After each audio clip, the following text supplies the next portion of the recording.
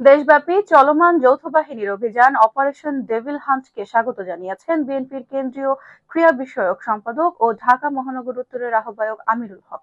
একই সঙ্গে চলমান এই অভিযানে সেনাবাহিনীকে সর্বাত্মক সহযোগিতা করার জন্য নেতাকর্মীদের প্রতি আহ্বান জানান তিনি।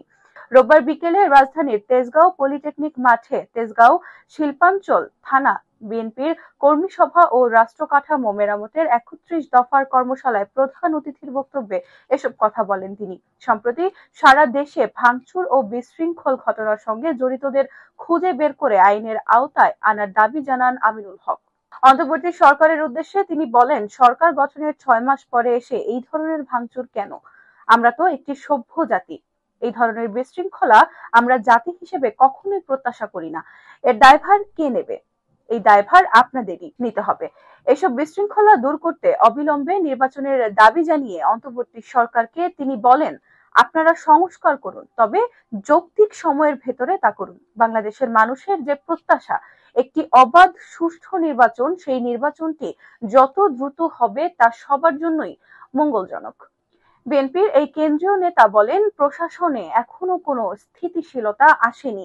আজকে দেশের দ্রব্যমূল্য সাধারণ মানুষের নিয়ন্ত্রণের বাইরে চলে গেছে। বিচার বিভাগেও গতিশীলতা ফিরে আসেনি। দেশবাসীর আজ প্রশ্ন, তাহলে এই সরকার গত ৬ মাস ধরে কি করলো?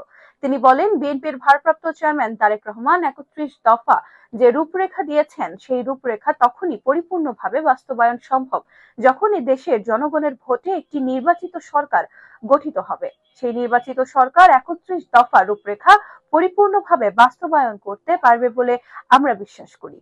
আমিনুল হক বলেন, অন্তর্বর্তী সরকার বারবার বলেছে সংস্কার করার পর নির্বাচন দিচ্ছে।